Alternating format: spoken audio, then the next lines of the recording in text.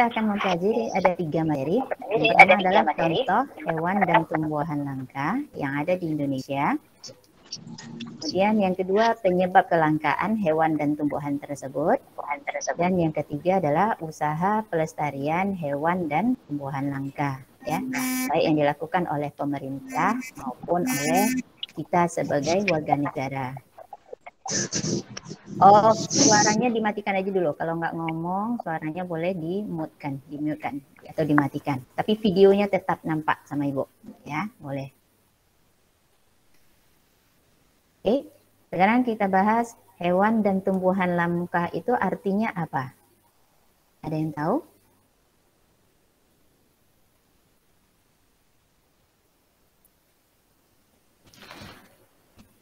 Apa artinya hewan dan tumbuhan langka? Langka itu artinya apa? Yang hampir sudah punah. Yang sudah hampir punah. Oke, bagus, Tevino. Apa lagi? Ada yang tahu? Yang lain? Susah dicarikan. Yang susah Ditemukan.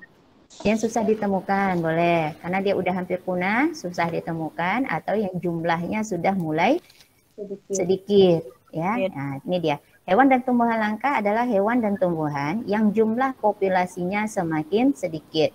Atau dikenal juga dengan hewan yang hampir punah. Ya, artinya kalau kita tidak lestarikan, maka hewan ini bisa punah. Punah artinya nggak ada dia hidup lagi, habis dia. Ya. Nah, ini beberapa contoh hewan langka yang ada di negara kita. Yang ini apa? Ada yang tahu? Ini gambar apa? Orangutan. Orangutan. Oke, kalau ini burung apa ini? Burung cendrawasih.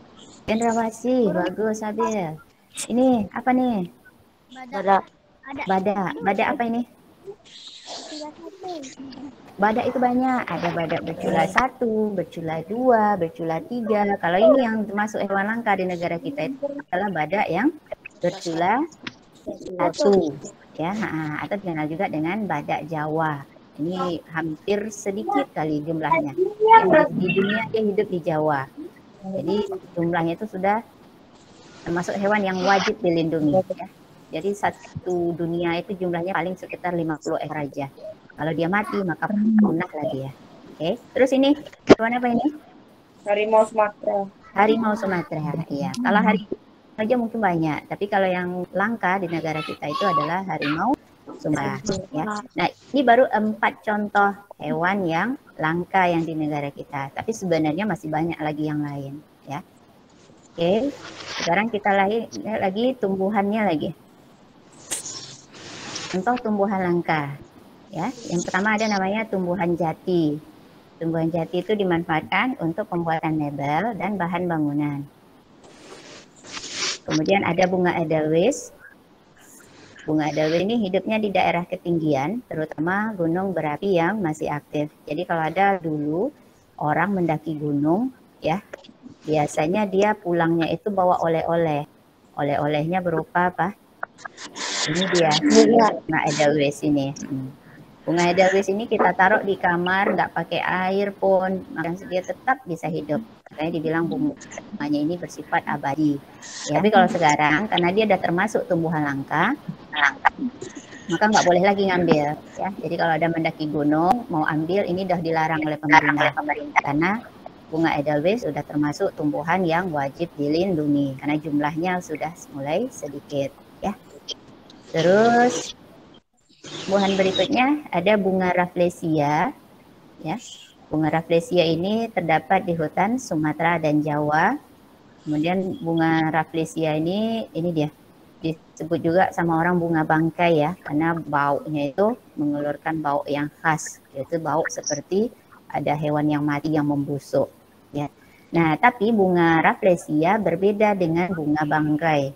Kalau bunga rafflesia ini bentuknya. Nanti yang berikutnya ada lagi namanya bunga bangkai.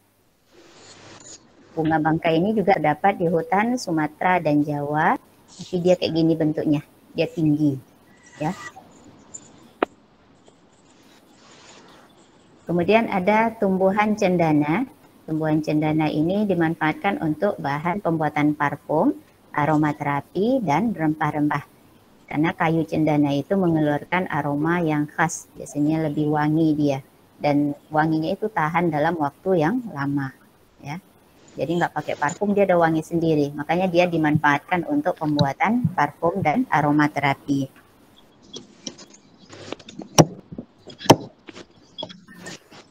Oke, sekarang kita lihat penyebab kelangkaan yang secara alami. Ya, secara alami. Bisa yang pertama karena adanya bencana alam. Bencana alam apa yang bisa menyebabkan hewan itu menjadi langka? Tidak usah dijawab langsung, coba tulis di chatnya. Ya, kita pakai chatnya lagi. Tulis di chat, hewan itu bisa mengalami kelangkaan yang disebabkan oleh faktor alami. Apa kira-kira menurut kamu? Ya, tulis sebentar. Tulis apa penyebab kelangkaan yang contoh bencana alam. Ibu kasih waktu 30 detik. Enggak tulis. Mana nih? Belum ada ibu nampak muncul nih. Bencana alam apa aja yang bisa menyebabkan kelangkaan pada hewan dan tumbuhan atau hewan lah terutama.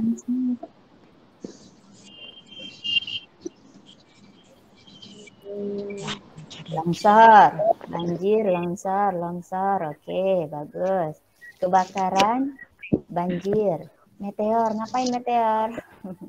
Hilman jawab meteor, boleh. Longsor. Oh, longsor. Apa lagi? Tsunami, longsor. Iya. Banyak jawabannya longsor. Oke, nah itu dia. Boleh, bagus anak-anak ibu. Badai, boleh. Rebrino jawabnya badai. Ya, badai itu angin yang sangat kencang. Kalau badai biasanya bercampur angin kencangnya dengan air hujan. Ya, gempa bumi, boleh.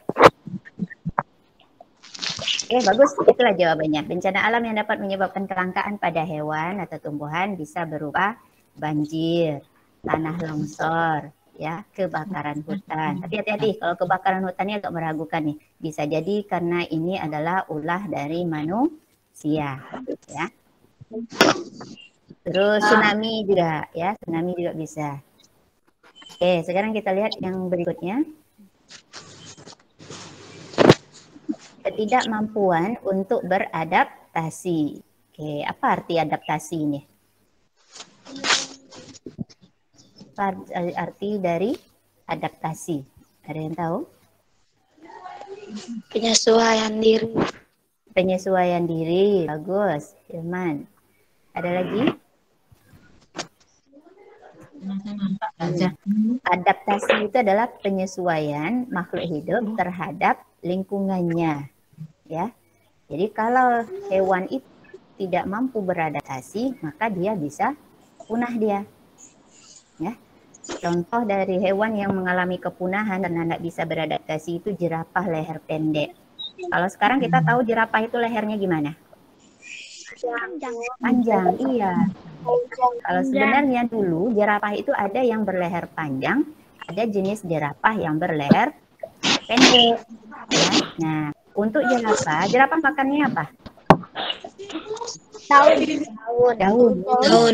Jadi kalau waktu dulu jerapah yang berleher pendek makan daun, habis itu daun yang bagian bawah kan sudah habis, sehingga jerapah yang berleher pendek kehabisan makanan.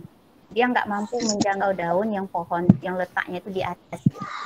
Sehingga akibatnya jerapah yang berleher pendek gimana? Nggak dapat makanan, maka dia jadinya mati. Makanya sekarang yang kita temui jerapah itu hanya jerapah yang jenis leher panjang. Ya. Nah, itu salah satu contoh yang mampu beradaptasi, mati dia. Ya. Yang ketiga ada kesulitan dalam perkembangbiakan. Jadi ada beberapa hewan yang sangat sulit untuk berkembang biak. Ya. Contoh ada namanya burung maleo. Burung maleo ini terdapat di Sulawesi umumnya. Ya. Burung maleo itu untuk bisa bertelur itu dia butuh jangka waktu yang lama. Ya. Dan satu induk berina burung maleo itu dia menghasilkan 1 telur. ya. Kadang satu telur dihasilkannya, habis itu dia mati, ya. Nah, kemudian untuk menetaskan telur juga susah, ya, butuh usaha yang keras sehingga susah dia berkembang biak. Makanya burung maleo juga termasuk burung yang terancam punah. Oke, sekarang kita lihat lagi penyebab kelangkaan yang disebabkan oleh faktor manusia. Kalau manusia biasanya kenapa hewan-hewan yang bisa langka? Karena adanya kegiatan apa? Pemburuan. Perburuan, iya. Maka ada istilahnya perburuan liar, ya. Jadi hewan-hewan ini diburu untuk dimanfaatkan bagian tertentu tubuhnya. Kalau badak, apanya yang diambil? Culanya. Culanya. Cula badak dipercaya sebagai obat, ya, sehingga badak itu diburu, diambil cuman culanya, tapi badaknya mati, kan kasihan, ya. Culanya ini nanti diekspor, digunakan katanya sebagai bahan obat-obatan. Kemudian burung, ini mewakili aja burung cendrawasih. Sebenarnya ada burung yang lain, ya, ada burung kasuari, ada burung merah, dan burung itu juga terancam punah. Apa yang diambil di sini? Bulu ekornya, ya, bulunya. Umumnya adalah bulu ekor. Dan bulu ekor pada burung ini dimanfaatkan sebagai benda seni. Dan ini juga diekspor dengan harga yang sangat tinggi. Oke. Di mana terdapatnya burung cendrawasih ini? Ada yang tahu? Di Papua. Iya, bagus. Di Papua, ya. Papua itu banyak burungnya, sampai ribuan itu jumlah burung di sana, ya. Terus yang ketiga, harimau Sumatera diambil kulitnya. Untuk apa diambil kulitnya? Dijadikan apa? Baju. Dijadikan baju, jaket, tas, ya. Tapi itu dengan harga yang mahal diekspor. Sehingga bapak ini diburu untuk diambil kulitnya dan dianya menjadi langka dia, punah dia. Kemudian ada satu hewan yang diburu bukan diambil bagian tubuhnya, tetapi dia dianggap sebagai hama. Ini adalah orang hutan. Ya.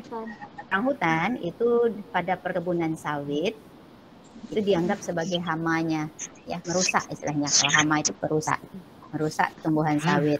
Jadi untuk sebentar, orang hutan ini hidupnya di mana? Yang banyak tadi? Hutan.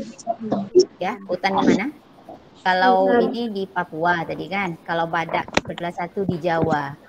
Kalau harimau ini harimau Sumatera, berarti jelas Sumatera. Kalau orang hutan ini di mana? Kalimantan, iya. Kalimantan dia banyak. Ya, di Kalimantan dia banyak. Jadi dia hidup di sana dan dia dianggap sebagai hama pada perkebunan sawit. Makanya dia diburu. Ya, dan biasanya kadang yang punya perusahaan sawit itu bisa istilahnya membeli orang hutan itu yang udah mati. Tujuannya untuk memperkecil jumlah orang hutan. Oke. Sekarang kita lihat lagi pelestarian hewan dan tumbuhan langka. Ini yang dilakukan oleh pemerintah, yang sudah dilakukan. Yang pertama didirikan yang namanya Suaka Marga Satwa. Itu kawasan khusus untuk perlindungan hewan-hewan langka. Kawasan khusus maksudnya hutan, ya. Hutan itu kita nggak diizinkan untuk masuk ke dalam karena di dalamnya ada hewan-hewan yang hampir punah. Nah, jadi kalau kita masuk ke dalamnya, di dalamnya diterkam sama harimau Sumatera, itu nggak ada yang bisa disalahkan karena dia sudah termasuk kategori Suaka Marga Satwa. Ya. Terus yang kedua ada namanya cagar alam. Hati-hati, sekarang sering di ujian itu keluar apa beda Suaka Marga Satwa dengan cagar alam. Nah, disinilah bedanya. Kalau Suaka Marga Satwa itu khusus untuk perlindungan hewan langka aja. Nih, sini diingat. Kalau cagar alam khusus untuk tumbuhan dan hewan langka. Yang ketiga lagi ada namanya Taman Nasional. Kalau Taman Nasional itu tempat perlindungan hewan dan tumbuhan langka yang juga bisa dijadikan sebagai pusat penelitian, pendidikan, dan objek wisata. Ya. Jadi ini kadang di dalamnya termasuk ini contoh Taman Nasional itu yang di Pulau Komodo. Kalau di Pulau Komodo hewan apa yang dilindungi? Komodo. Komodo. Iya. Jadi kalau misalnya ada wisatawan yang mau berkunjung ke Pulau Komodo, itu ada istilahnya petugasnya di sana yang akan mendampingi gitu. Jadi dia tempat pelindungan hewan dan tumbuhan langka, bisa juga dijadikan sebagai objek wisata, pusat pendidikan dan penelitian. Itu namanya Taman Nasional.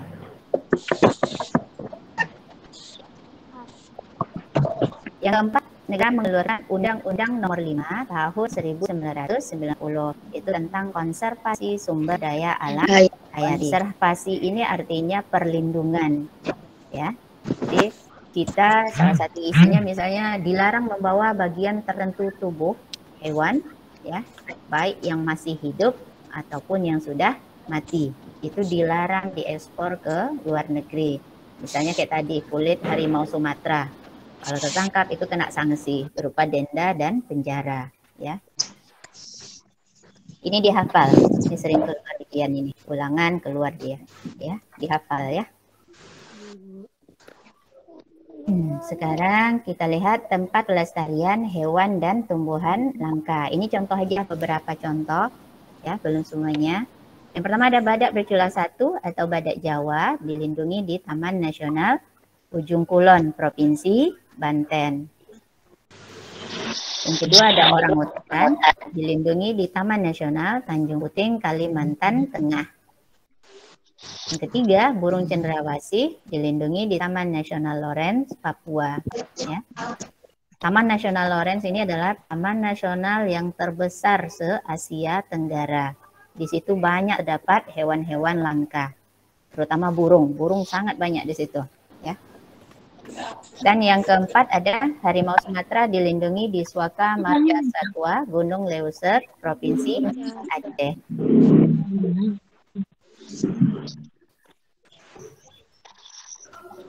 Oke, sekarang kita lihat berdasarkan tempatnya, tempat pelestariannya ya, maka pelestarian hewan dan tumbuhan langka dibagi menjadi 2. Yaitu ada pelestarian in situ, ada pelestarian situ.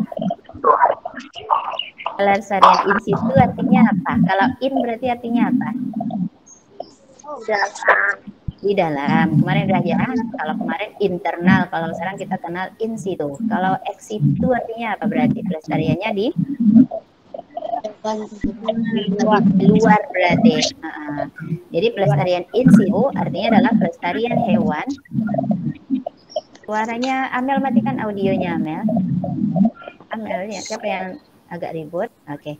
Pelestarian in situ itu adalah pelestarian hewan dan tumbuhan langka yang ada di habitat aslinya. Gitu. Ya, jadi kalau misalnya ini, contohnya harimau Sumatera dilindungi di hutan Sumatera, artinya dia tidak dibawa kemana-mana karena habitat aslinya adalah di hutan Sumatera, dia dilindungi di situ, maka itu termasuk pelestarian in situ. Oke. Yang kedua ada namanya pelestarian ex situ, berarti hewan itu dilestarikan di luar habitat aslinya.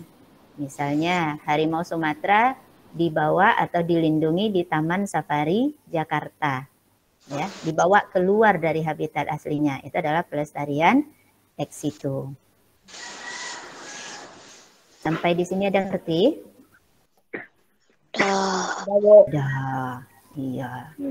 Oke, sekarang usaha kita lagi. Kita sebagai warga negara yang baik, kita tahu misalnya kalau kepunahan hewan dan tumbuhan langka itu berakibat tidak baik bagi populasi, bagi habitatnya juga, bagi komunitas juga. Maka apa yang bisa kita lakukan sebagai warga negara? Yang pertama, kita bisa kenali hewan dan tumbuhan langka yang ada di sekitar kita. Ada enggak kira-kira hewan dan tumbuhan langka yang ada di sekitar kita? Ada yang tahu enggak? Apa kira-kira hewan dan tumbuhan langka tapi dia ada di sekitar kita? Enggak tahu? Tahu enggak? Ya kalau enggak, inilah tugas kamu. Kenali, cari tahu apa hewan dan tumbuhan langka yang ada di sekitar kita. Yang kedua, memelihara tumbuhan langka yang ada di sekitar kita. Jadi ada beberapa tumbuhan, kadang banyak di satu tempat, tapi secara keseluruhan itu dia termasuk langka karena jumlahnya sedikit.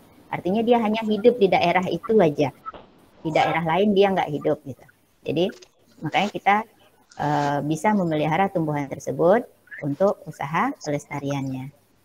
Yang ketiga, tidak membeli benda seni yang terbuat dari bagian tubuh hewan langka. Misalnya orang bikin benda seni dari gading gajah, itu nggak boleh, ya. Kan bisa membunuh gajah itu sendiri. Atau kayak yang tadi dari kulit harimau misalnya. Ya.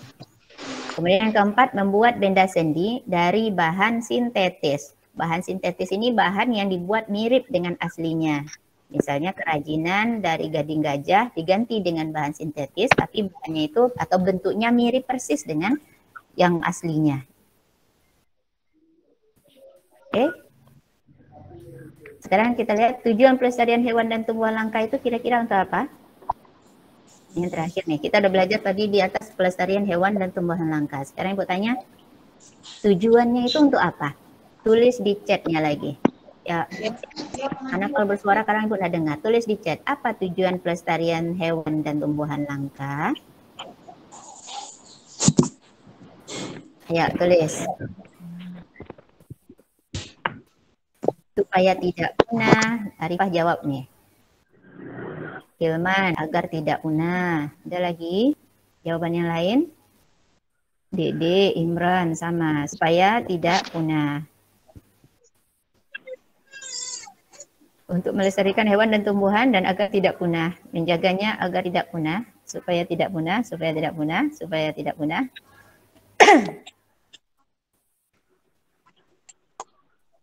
Oke, agar berkembang biak, Febrino. Oke, supaya tidak punah. Banyak. Ya, umumnya jawabannya sama, supaya tidak punah. Ya, itulah dia. Ya. Tujuan kita melestarikan hewan dan tumbuhan langka agar hewan dan tumbuhan tersebut tidak punah. Ya. Oke, sekarang ada latihan. Latihan ini kamu kerjakan nanti di buku latihan. Ya, kerjakan, bikin sesuai seperti ini.